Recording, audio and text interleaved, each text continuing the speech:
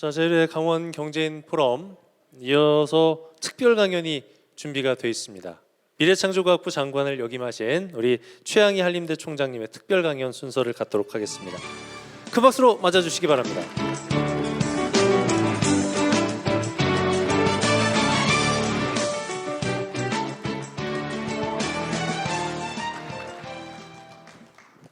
네, 안녕하십니까.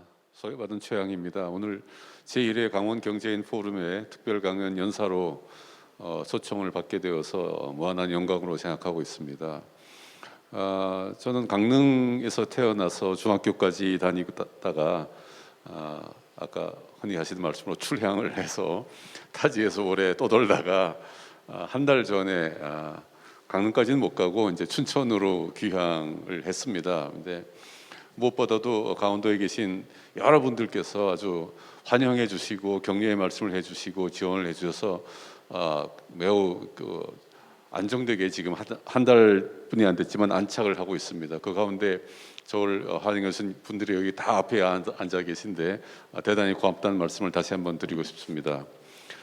그 가운데 또 오늘 이 중요한 자리에 저를 특별 강연 연사로 초청을 해 주셔서 제가 무슨 말씀을 드려야 되냐 그랬더니 저한테 한번 연습을 시키더라고요. 그 사장님 방에 찾아갔더니 무슨 말을 할지 여기서 한번 리허설을 해봐라.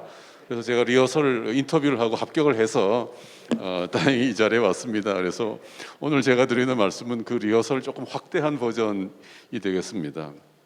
제목은 강원경제의 새로운 길이 되겠습니다만 뭐 제가 새로운 길을 알겠습니까? 그래서 저는 지금 세계가 어떻게 변화하고 있고 이 가운데여서 경제는 어떤 새로운 모델을 찾아야 되는가 그리고 어떤 성공 사례들이 있는가를 잠깐 말씀드리고 나서 강원 경제가 나갈 수 있는 새로운 길 한두 가지를 제 생각으로 정리해서 발표를 드리는 그런 순서로 진행을 해보고자 합니다. 지금 우리나라는 뭐 여러 가지 경제 사정이라든가 정치 상황 또는 이런 것들을 감안하면은 세 가지 파도가 큰 파도가 한꺼번에 몰려오는 그런 위기가 뭐 위기라고 할 수는 없겠지만 큰 이제 이슈가 있는 그러한 지경에 이르고 있습니다. 첫 번째는 지금 뭐 다 아시다시피 전염병. 사실 제가 전염병이라고 쓴 거는 이 코로나라는 지금 전염병에 우리가 고생을 하고 있지만 과학자들이 얘기하기로는 코로나가 될 수 있는 그러한 잠재력을 가진 전염병이 한 200가지는 더 기다리고 있답니다. 언제 어디 어떤 것이 또 나타날지 모르는 거죠. 그러니까 전염병이란 큰 카테고리가 우리를 위협하고 있는데 코로나가 지금 크게 우리를 이제 공격을 하고 있는 상황인 거죠. 그래서 이런 전염병이 계속 나타날 것인데 이것이 지금 전 세계뿐만 아니라 한국도 모든 상황에서 이제 고전하는 큰 원인이 되고 있습니다. 사실은 이제 뭐 트럼프 시대를 지나서 지금 바이든 시대로 미국은 넘어갔지만 그와 함께 미중 갈등이라든가 미중 대결이 더 심화되는 향상입니다. 그런데 우리나라는 미국도 어떻게 할 수 없고 중국도 어떻게 할 수 없는 사실은 그 두 나라에 비해서 사이에 끼어 있는 나라이기 때문에 어떻게 지혜롭게 이 갈등 국면의 피해를 입지 않고 우리가 현명하게 살아남는가 하는 것이 큰 이슈인데 날이 갈수록 이것이 뭐 도대체 미중 갈등이 해결될 조짐은 보이지 않고 점점 여러 가지 더 사건들이 벌어지고 있어서 여기에서 우리가 어떻게 소위 생존할 수 있는가 하는 그런 이슈들도 우리를 괴롭히고 있습니다. 세 번째는 뭐 앞에 두 분께서도 말씀하시는 가운데 잠깐 나왔습니다만은 우리나라 사회는 지금 디바이드가 매우 심합니다. 우리나라의 특징이 아니라 전 선진국들이라든가 경제 선진국, 문화 선진국에서 다 일어난 일이지만은 뭐 소득의 격차뿐만 아니라 뭐 디지털 격차도 있고 무슨 교육의 격차도 있고 하여튼 여러 가지 격차가 사회에 존재하고 이 격차의 그 정점에 있는 분과 이제 격차에서 소외된 분들 사이의 갈등 문제가 사회적으로 매우 심화되고 있고 그것 때문에 뭐 분노도 일어나고 뭐 여러 가지 이제 편가르기도 일어나고 그렇게 돼서 이런 현상이 디지털 시대가 이제 점점 그 사회에 침투하면서 점점 심화되는 그런 양상이 있습니다. 그래서 이러한 격차를 어떻게 우리가 지혜롭게 극복해 나가는가 또는 완화시키는가 하는 것이 우리가 해결해야 될 큰 문제 중에 하나다 이렇게 저는 생각하고 있습니다. 저는 아까 뭐 코로나 이전의 시대와 이후의 시대 이렇게 말씀드렸지만 코로나 이후의 시대에 집중해서 말씀을 드리고 싶습니다. 코로나는 어차피 이제 백신을 다 맞으시고 또 여러 가지 대책이 마련되면은 완화될 것이고 그것이 뭐 3개월 뒤에 오느냐 6개월 뒤에 오느냐 1년 뒤에 오느냐 그런 문제에 불과하다고 생각합니다. 그러면 그 이후의 시대를 저는 새로운 시대다 이렇게 부르고자 합니다. 새로운 시대. 그러니까 이전까지 경험하지 못했던 우리가 알지 못했던 그런 새로운 질서와 새로운 규범에 의해서 돌아가는 그런 사회가 될 것인데 이러한 새로운 시대가 지금까지는 과거의 역사를 보면은 소위 문명의 변화를 살펴보면은 대부분 과학기술의 발명이 문명의 변화를 주도했습니다. 뭐 1, 2, 3차 산업혁명도 그렇고요. 그래서 뭐 에너지라든가 전기라든가 디지털, 인터넷 또는 요즘 인공지능이 주도해서 문명의 변화가 일어나고 이것은 인간이 지식을 이제 창조하면서 의도적으로 만들어낸 문명의 변화였기 때문에 우리가 새로운 시대를 어느 정도 예측할 수도 있었고 제어할 수도 있었고 여기에서 생기는 여러 가지 소득을 재분배할 때도 현명하게 할 수가 있었는데 지금 도래하고 있는 새로운 시대는 인간이 통제할 수 없는 방법으로 다가오고 있는 겁니다. 즉 뭐 전염병이라든가 기후 변화라든가 테러라든가 이런 소위 재앙에 의한 그 강제적인 문명 전환이 지금 일어나고 있는 겁니다. 그래서 기존의 새로운 시대의 진입, 문명의 변화와는 전혀 다른 양상으로 지금 문명의 변화가 지금 우리한테 다가오고 있는데 그래서 이것을 어떻게 인식하고 대처하고 대응하고 여기에서 이 위기를 극복하는가 하는 것은 참으로 새로운 문제다 이런 말씀을 일단 드리고자 합니다. 그러나 이것은 우리만 겪는 문제는 아니고 전 세계가 동시에 겪고 있기 때문에 우리가 힘을 합쳐가지고 노하우를 서로 공유하고 서로 발전시키면은 극복할 수 있는 여지는 많이 있다 이렇게 말씀드리겠습니다. 이건 제가 참고 자료로 만든 건데 왜 문명의 변화가 과학기술에 의존하고 있었나 하는 것을 자세히 설명드린 건데 나중에 자료가 아마 올라가 있을 테니까 그때 참고하시기 바라겠습니다. 이러한 새로운 시대의 특징이 있습니다. 이 앞으로 다가올 새로운 시대를 우리가 어떻게 통제하고 제어할 거는 사실은 잘 모르긴 합니다만은 이 시대의 특징을 몇 가지로 살펴보면은 첫 번째로 나타난 큰 특징이 뭐 경제적 관점에서 보면은 디커플링이라는 단어로 요약을 합니다. 디커플링이라는 건 뭐냐 그러면은 국제 분업이 쇠퇴하고 있는 거예요. 예전에 우리가 왜 그런 단어를 들었죠. 글로벌라이제이션, 세계화. 글로벌라이제이션이 최고다. 그래서 어떤 상품이나 서비스를 하나를 고안을 하면은 그거에 뭐 기획은 누가 하고 상품 설계는 누가 하고 제조는 누가 하고 유통은 누가 하고 거기에 금융 재정은 어디가 담당하고 이런 식으로 각 나라나 그것이 최적화되어 있는 위치에서 그걸 맡아가지고 그것을 다 엮으면은 상품이 이제 전 세계에서 돌아다니게 되는 그런 걸 했죠. 그래서 예를 들어서 뭐 발명은 뭐 서구에서 하고 그걸 생산은 한국이나 중국에서 하고 뭐 유통은 뭐 이런 국제적 기업들이 하고 시장은 남미나 뭐 중동이나 어디서 흩어져 있고 뭐 이런 식으로 나눠서 일을 해서 돌아갔는데 코로나나 전염병 테러 이런 것 때문에 협력 체제가 다 깨졌습니다. 공급망, 소비망, 유통망이 다 깨져버렸어요. 그래서 국제 분업이 쇠퇴를 했기 때문에 자동적으로 그 다음 특징인 각자 도생으로 넘어가 버렸습니다. 각자 도생은 뭐냐? 이 블록 경제라든가 역할의 분담 이런 것이 없어지고 내가 처음부터 끝까지 다 하는 거예요. 우리나라에서 원자재도 어떻게 뭘 만들어야 되고 기술도 개발해야 되고 생산도 잘해야 되고 유통망 체계도 하고 금융도 되고 이러한 여지 판매 전략도 세우고 이렇게 해서 각자가 다 알아서 하는 거죠. 우리나라가 소부장해서 일본에게 반도체나 이런 거에 부품이나 이런 것이 막혀가지고 자체 개발했던 것이 하나의 큰 예가 되겠습니다. 그러면은 당연히 산업이 재편되는 거죠. 옛날에는 우리나라가 경쟁력이 없어서 안 했던 부분까지도 우리가 끌어안아야 되는 거고 다른 나라에 의존했던 부분도 우리가 스스로 성장해서 그것을 우리가 역할을 자임을 해야 되는 그런 산업의 재편이 새로운 시대의 큰 특징이 되고 있습니다. 바로 여기에 산업을 어떻게 재편하고 어떤 기회가 있고 어떤 위기가 있고 어떤 것은 피해야 되는가를 예측하는 것이 새로운 시대를 준비하는 데 가장 중요한 이슈라고 저는 생각하고 있고 저는 어떤 종목을 찝는다기보다 그 트랙, 방법을 이렇게 가는 길, 방향을 오늘 말씀드리고자 하는 것이 되겠습니다. 그러나 이런 여러 가지 과정이 순식간에 도래를 합니다. 순식간이라는 것은 세계 역사가 뭐 적어도 수십 세기, 수천 년에 이르는 과정에 비교하면 순식간이라는 거죠. 불과 몇 년 사이에 이것이 일어나게 됩니다. 뭐 코로나가 다가와서 우리를 고생시키고 있는 게 불과 아직 2년도 안 되지 않았습니까? 이것이 이제 사라지고 안정된 시간으로 변화하는데 제 생각에는 앞으로 한 2년 정도 걸릴 겁니다. 그러니까 2년이라는 시간은 전 세계 역사를 보면 순식간인 거죠. 그러니까 순식간에 이런 것이 변화하기 때문에 각 개인이나 사업자나 경제인 입장에서 보면은 준비할 시간이 충분치 않습니다. 그래서 여기서 큰 피해를 보는 분도 계시고 직업을 잃어버리는 분도 계시고 소득이 줄어들거나 취업이 안 되는 젊은이들도 굉장히 많이 발생하게 됩니다. 그래서 이러한 새로운 시대에는 소위 이런 분들을 구제하고 보듬어 담는 사회 안전망이 매우 중요해지는 거가 됩니다. 우리나라가 내년에도 여러 가지 선거가 있지만 제 생각에는 이 사회 안전망을 어떻게 확보하는가가 가장 큰 이슈가 되지 않을까 그런 짐작을 해봅니다. 그런데 우리가 이럴 때 가만히 넋놓고 앉아서 야 큰일 났다 새로운 시대가 온다는데 우리는 뭐 하지 어떤 준비를 해야 되지 이렇게 하면 안 되겠죠. 우리가 그러기 위해서 이 자리에 다 모여서 서로 네트워킹도 하고 아이디어도 공유하고 이제 준비를 하고 계신 거 아니겠습니까? 저는 이것이 이기 요소도 있지만 기회 요소도 있다고 생각합니다.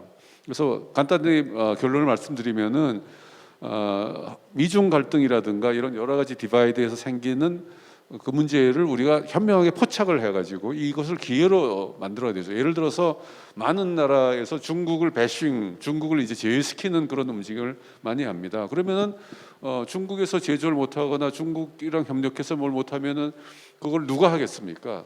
대부분 한국에서 그걸 할 수 있습니다. 뭐 백신을 제조한다거나 무슨 반도체 개발을 한다거나 뭐 배터리를 한다거나 이런 것들을 중국에서 못하면은 한국이 대안으로 떠오르는 것이 요즘 세계 경제의 추세입니다. 그래서 중국 배싱을 이용하거나 또는 우리 강점을 좀 더 무기화하는 거죠.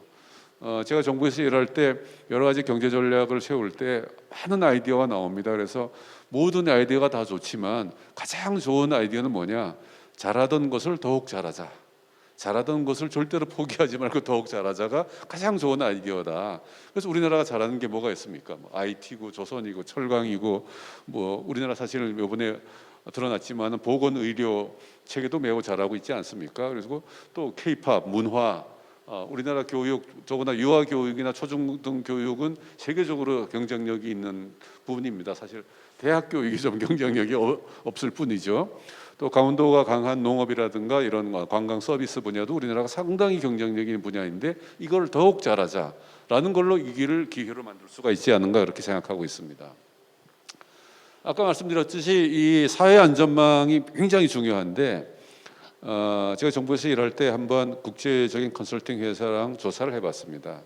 이 과연 새로운 디지털 문명이 들어오고 이런 인공지능이 들어오고 이러면은 도대체 노동시장은 어떻게 변할 것인가?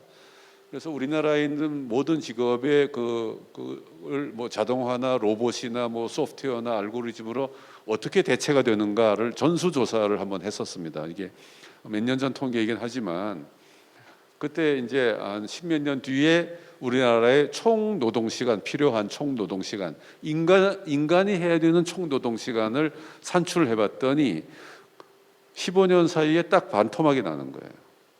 반토막이 나는 거예요. 각 개인별로 내가 일주일에 50시간을 일하고 있었다 지금은 그러면은 10년 뒤에는 그거를 25시간만 일해도 똑같이 돌아가는 거예요. 나머지는 누가 하냐? 로봇이 하거나 소프트웨어가 하거나 인공지능이 하는 거예요. 그래도 잘 돌아가요. 그럼 무슨 얘기냐? 총 노동시간이 2분의 1이 되니까 노동자의 수가 똑같이 유지가 된다 그러면은 노동시간을 반으로 줄여야 돼요. 주 3일, 주 2일 근무를 해야 되는 겁니다. 그러지 않고 주 5일 근무를 계속 고집을 한다 그러면은 실업자가 반이 생기는 거예요. 나머지 필요 노동시간은 반뿐이 없으니까. 그래서 이 두 가지 초이스 중에 우리는 선택을 해야 됩니다.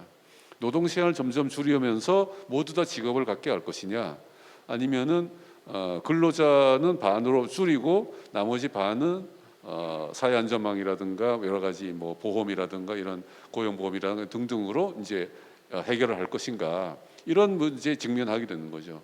근데 이것이 이제 15년 뒤라 그러지만은 여러 가지 요즘 사회적으로 이제 많은 이슈가 되고 있어서 해결책이 나오고 그러기 때문에 제 바람은 15년이 아니라 한 30년 뒤로 이걸 좀 미뤘으면 하는 그런 이제 희망도 있습니다. 그래서 대책은 이렇게 여러 가지가 있는 건데 한국은 지금 인구가 계속 줄고 있죠. 그렇지만 동시에 고령화도 또 진행되고 있습니다. 그래서 숙련된 노동자들이 고령화기 때문에 노인으로 지금 또 수명이 길어지기 때문에 사실은 그 근로를 계속할 수 있는 시간이 더 늘어나는 측면도 있습니다. 65세나 60세 은퇴하신 것이 아니라 70세 은퇴하실 수 있다 그러면은 인구는 줄지만은 그 개인으로 보면은 30년 일하시는 분들이 40년 일할 수 있기 때문에 그걸 다 더하면은 이것이 생산 가능한 인구가 생산 인구가 급격하게 줄지 않는 그런 측면도 있습니다. 그래서 이걸 잘 조절하면은 조금 뒤로 미룰 수는 있어요. 우리가 생산 인구 감소 문제는 그렇지만은 결국은 고령화가 너무 빨리 진행되고 애를 안 낳기 때문에 이 문제는 근본적인 대책이 필요한 거죠. 그래서 이 고용 위기의 문제가 새로운 시대의 또 다른 큰 이슈이고 이제 우리에게 주어진 숙제다 이렇게 말씀을 드릴 수가 있습니다. 여기 보시는 오른쪽에 있는 그림은 어떤 직업에서 얼마나 이제 일자리가 없어지는가 이런 얘기를 한 건데 어떤 거 보면은 90% 100% 일자리가 없어지는 직업도 있습니다. 여기 보면은 또 거의 안 없어지는 직업도 있습니다.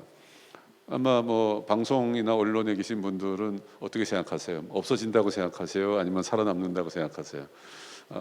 조금 제가 작년에 그 방송사에서 이런 인공지능이 얼마나 일자리를 없애는가 하는 특집 프로에 나가서 얘기한 적이 있는데 그때 그 작가나 PD나 연출하시는 분들이 자기들 직업이 제일 빨리 없어질 거라고 굉장히 불안해하시는 걸 봤습니다. 실제로 요즘 뉴스 제작이나 이런 것들은 AI가 자동으로 하는 것들이 아주 보편화돼 가고 있습니다.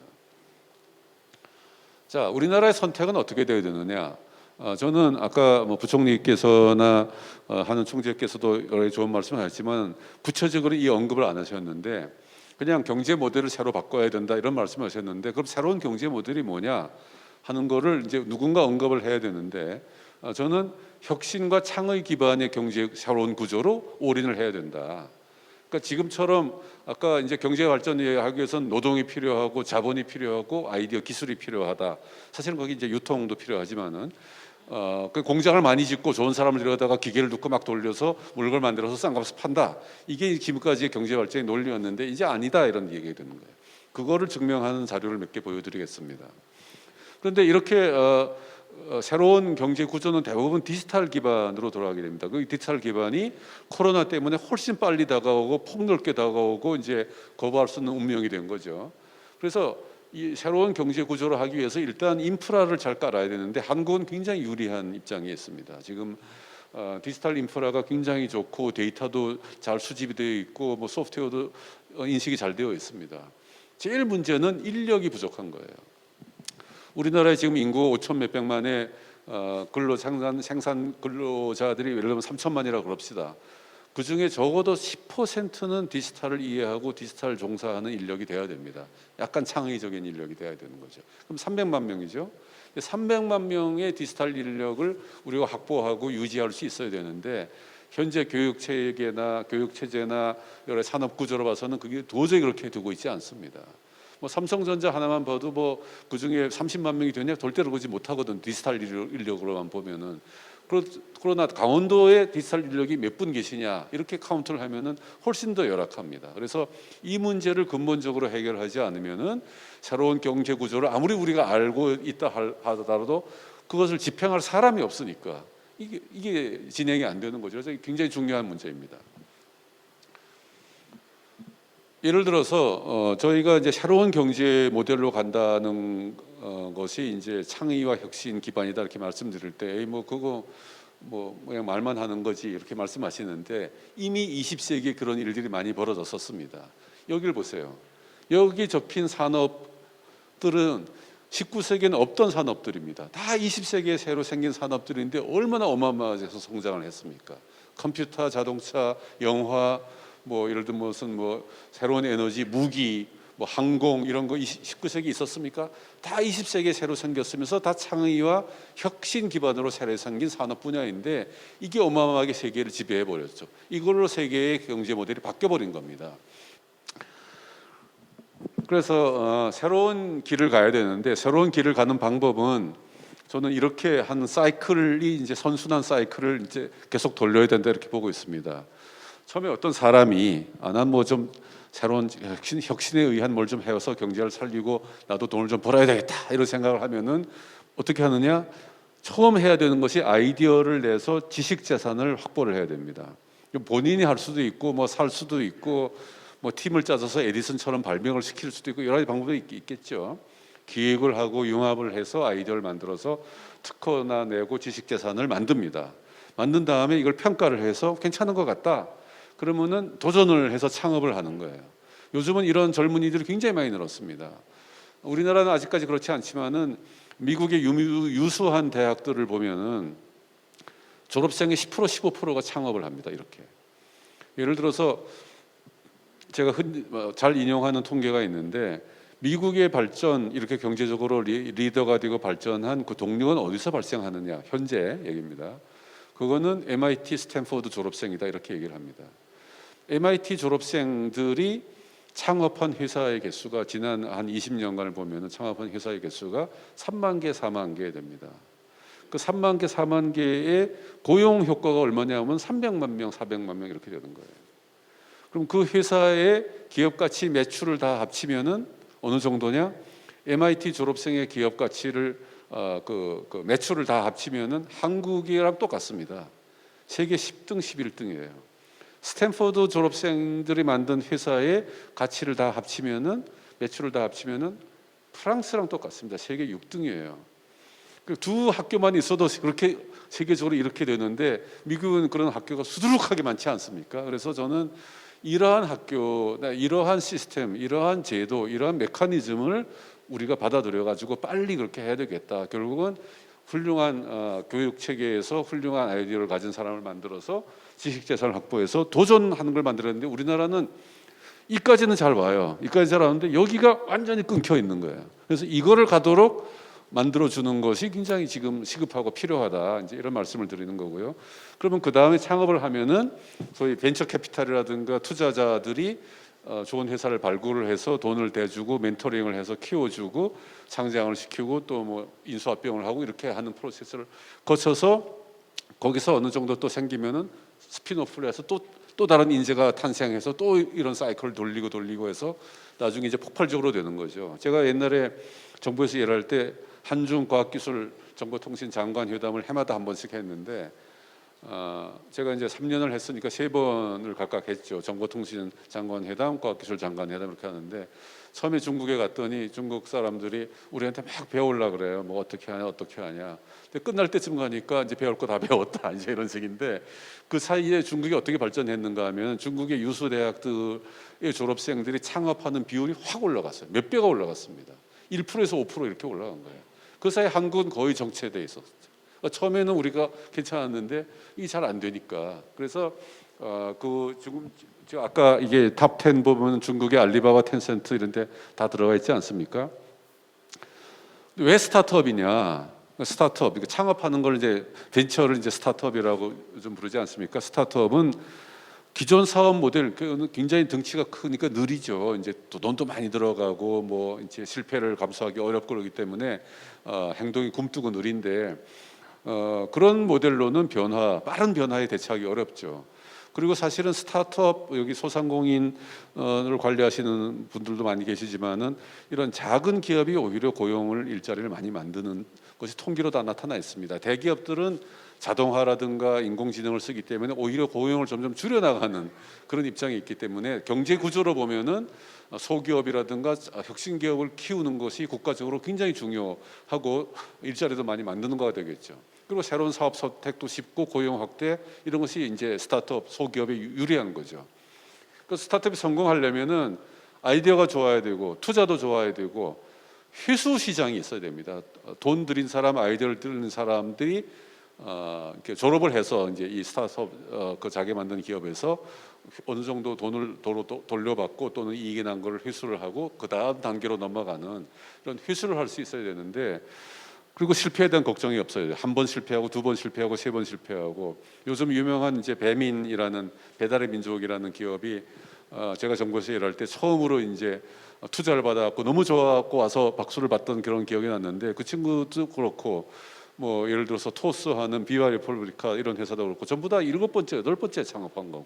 그 전에 다 이렇게 뭐 작은 성공도 했지만 실패도 하고 경험을 해서 이렇게 실패에 대한 걱정 없이 이제 나간 거가 되겠죠. 그런데 우리나라는 아이디어도 많고 투자 환경도 좋은데 이 두 가지가 굉장히 나빴어요.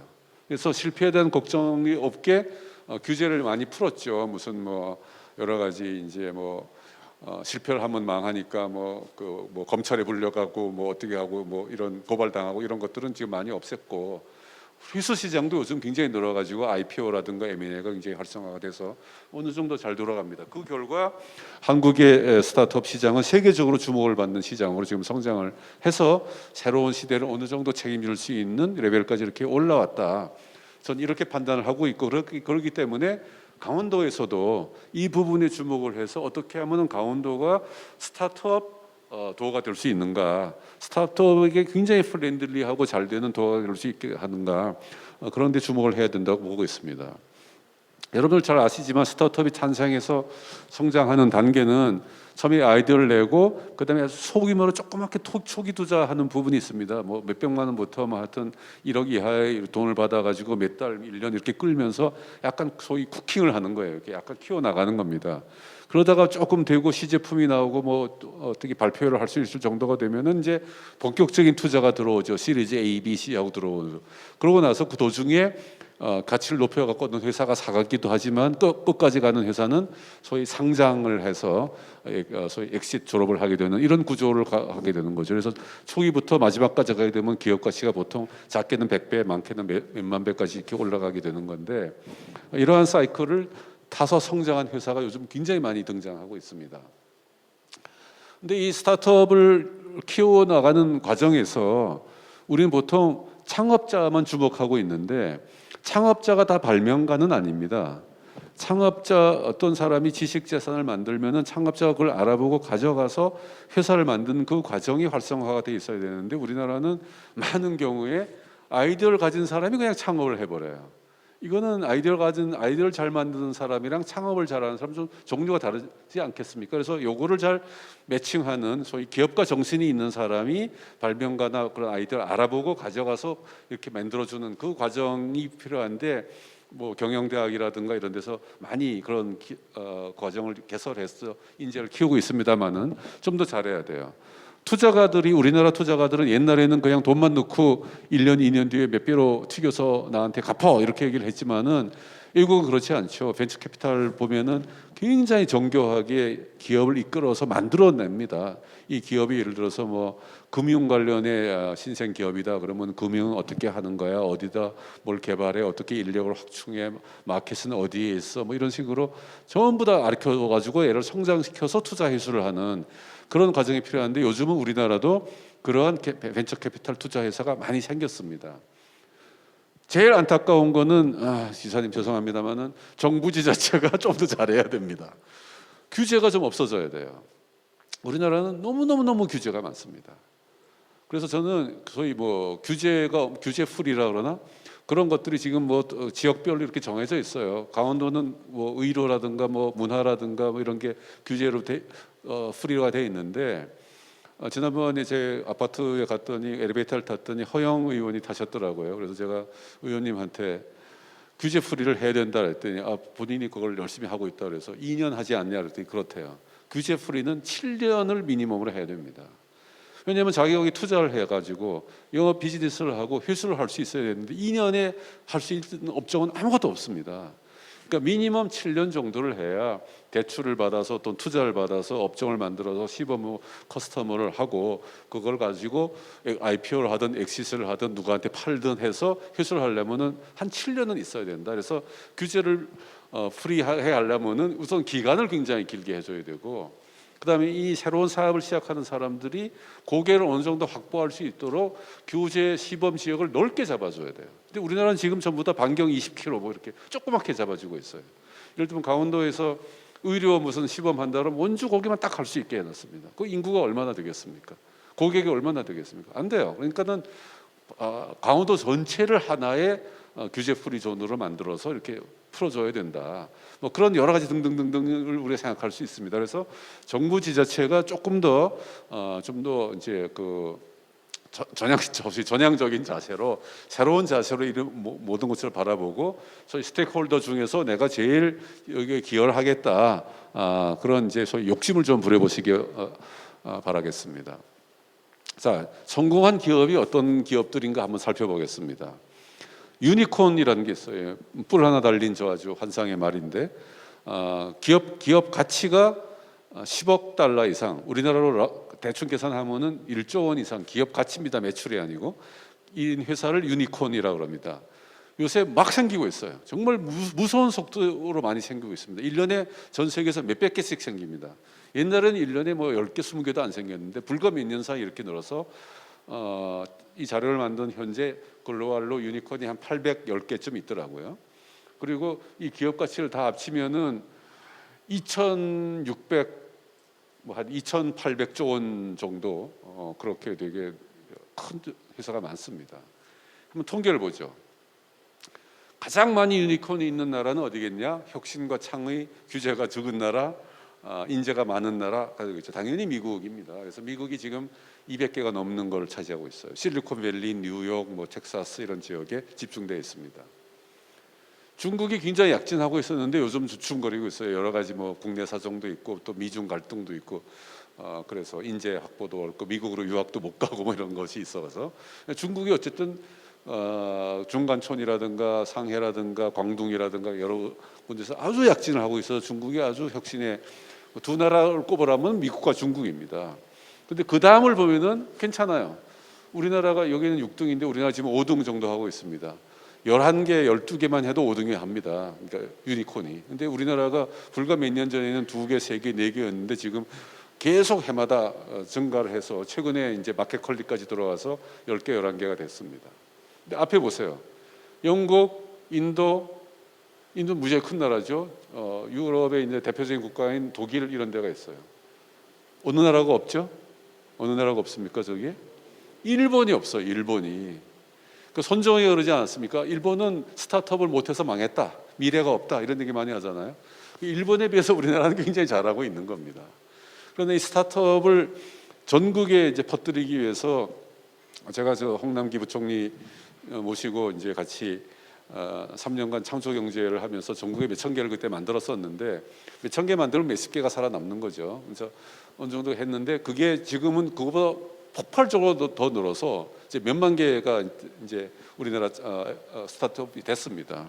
그래서 우리나라는 이런 모든 나라보다 이제 잘 되는 거고 사실은 여기 잘 나타나 있지 않는데 프랑스가 약진하고 있습니다. 스타트업 프랑스 뭐 문화의 도시 뭐 와인의 나라 뭐 이런 걸로 유명했는데 요즘 프랑스가 창조하는 혁신의 국가로 해서 우리나라가 지금 부러워하는 새로운 그 인재 양성 기관인 에꼴 40이라든가 이런 것들이 다 프랑스에서 유래한 것들이고 우리가 협력해서 이제 소위 모델을 이제 그 추구하고 있는데 그래서 이러한 것들을 보면은 잘하는 나라가 있는가 하면은 잘 해야 되는데 못하는 나라도 굉장히 많다.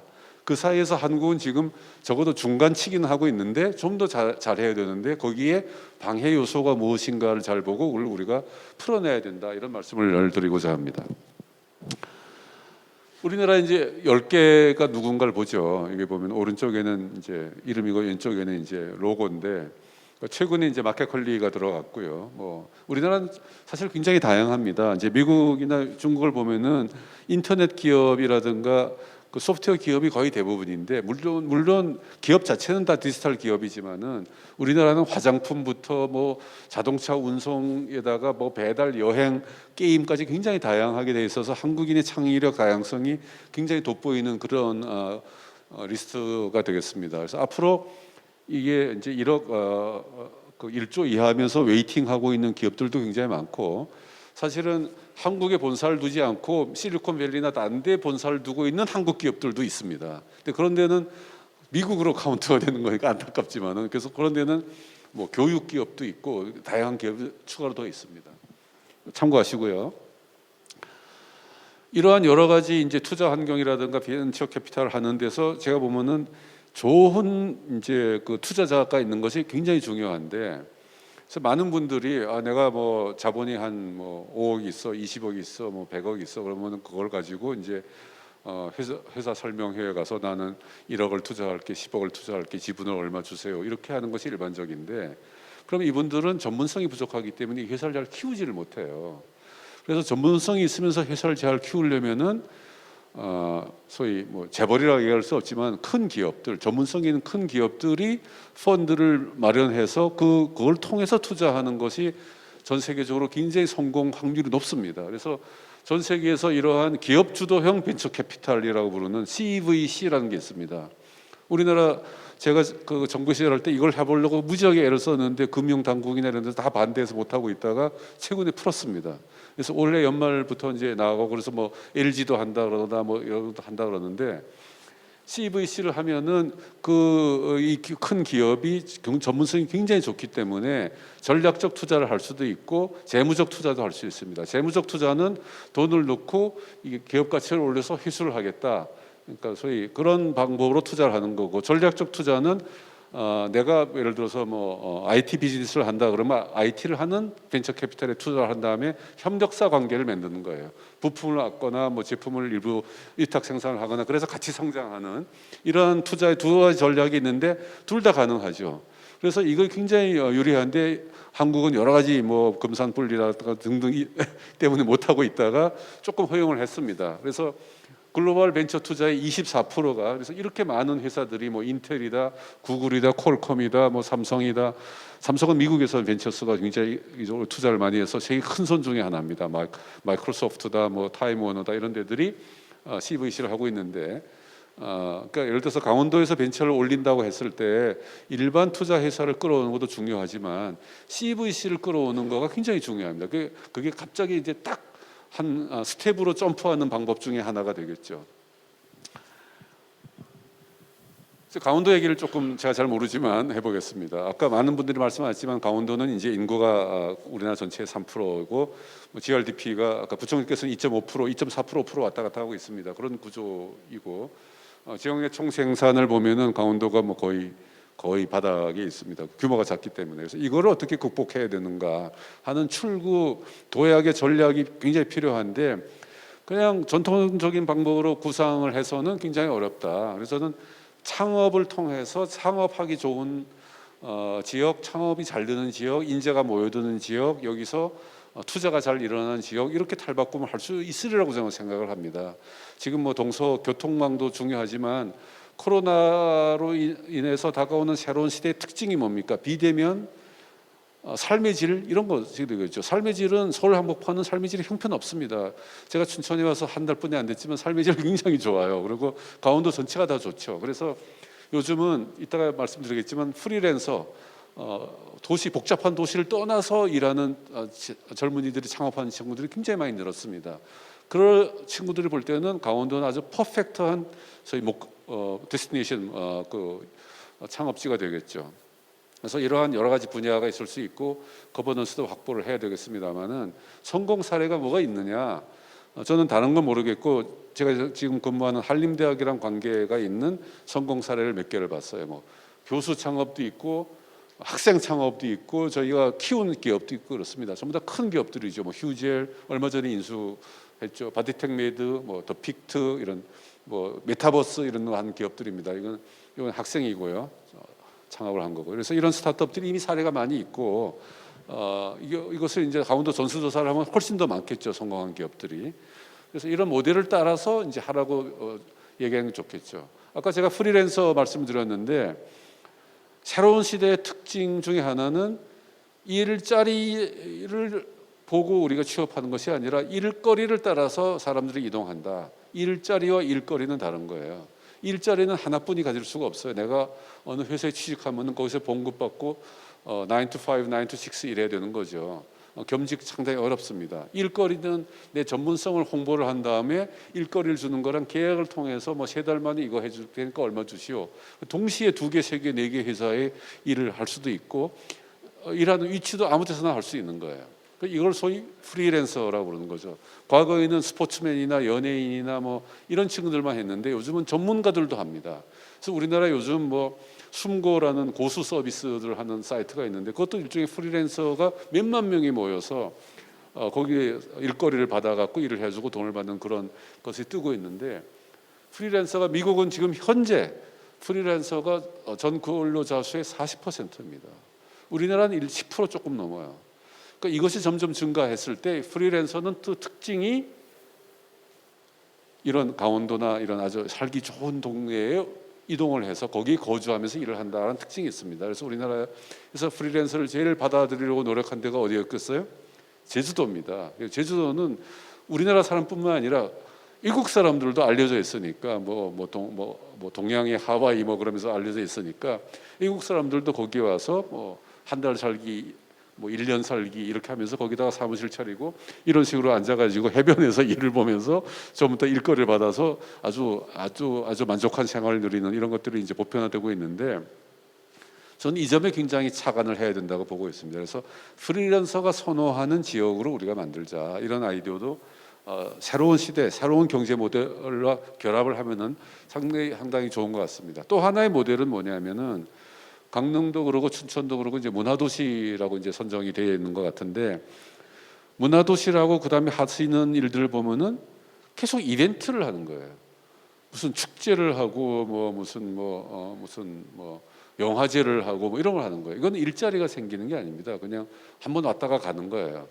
그러니까 영구적으로 거기에 상주 인력을 만들면서 기업을 유치하면서 일자리를 만드는 한 도시에 5천 명, 1만 명, 2만 명 이렇게 일자리를 만들려면은 그 도시에 상주하는 매력을 가져야 되는데 가장 성공한 예가 유럽의 베를린이라고 저는 알고 있습니다. 베를린에서 이제 그 동서로 이제 독일에 갈라져 있을 때 베를린 중심에서 굉장히 아주 이상한 위치에 있었는데 통일되고 나서 베를린이 유럽에서 보니까 파리도 그렇고 로마도 그렇고 런던도 그렇고 굉장히 문화로 뜨고 그걸로 경제 그 시에 이제 그 GDP라든가 근로 그 일자리가 많이 생겼다고 보고 베를린도 난 하겠다 이렇게 선언을 했어요. 그런데 어떻게 했냐면은 베를린 안에 있는 10%의 일자리를 문화계에 종사하는 사람으로 채우겠다고 목표를 세웠습니다. 그래서 그 사람들이 오면은 인센티브를 주고 거주할 공간도 알아주고 여러 가지 규제를 풀어주고 세금도 깎아줬겠죠. 이렇게 해서 베를린이 넘었습니다. 그래서 베를린이 지금 문화의 중심지가 됐고 유럽에서 하나로 됐고 예를 들어 우리나라에서 유럽에다가 어디다가 지점을 낼까 할 때 옛날에 런던 파리랬는데 지금 베를린 하는 데가 많습니다. 그 정도로 도시가 확 달라졌어요. 그러니까 이런 목표를 세우면은 강원도에서도 충분히 가능하다 이런 말씀을 드리는 거고 오른쪽에 창조 인력 40%라는 거는 그 일자리나 직업이라 해서 똑같은 게 아닙니다. 어떤 일자리는 근로자가 굉장히 행복해하면서 만족해하면서 시간을 보내도 뭔가 일하는 것 같아. 아주 회사만 가면 찡그리고 그런 것이 아니라 그런 것들을 창조 일자리라고 보통 부릅니다. 그러니까 어제 하는 일과 오늘 하는 일이 다를 수 있는 그런 일들. 그러니까 예를 들어 대표적인 게 이제 언론 방송 종사자들이고요. 그 문화인들이 그렇고요. 이제 소프트웨어 하는 사람들 그렇고 이제 반복하는 일이 아닌 일자리를 창조 일자리라고 그러는데 북구나 그 국민들의 행복 지수가 높은 나라일수록 이 인력의 비중이 높습니다. 그래서 대부분 40%가 세계 최고고요. 우리나라는 얼마냐? 20%입니다. 중국은 한 15% 됩니다. 일본도 우리나라랑 우리보다 약간 떨어져요. 미국은 한 27%.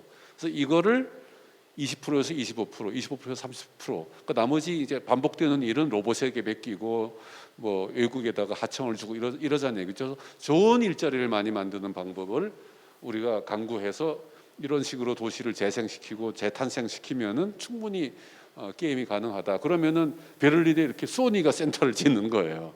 그러니까 우리가 이렇게 어떤 매력적인 포트폴리오를 제공하면은 세계적으로 이제 좋은 기업이나 좋은 이제 기회가 찾아오는 거죠.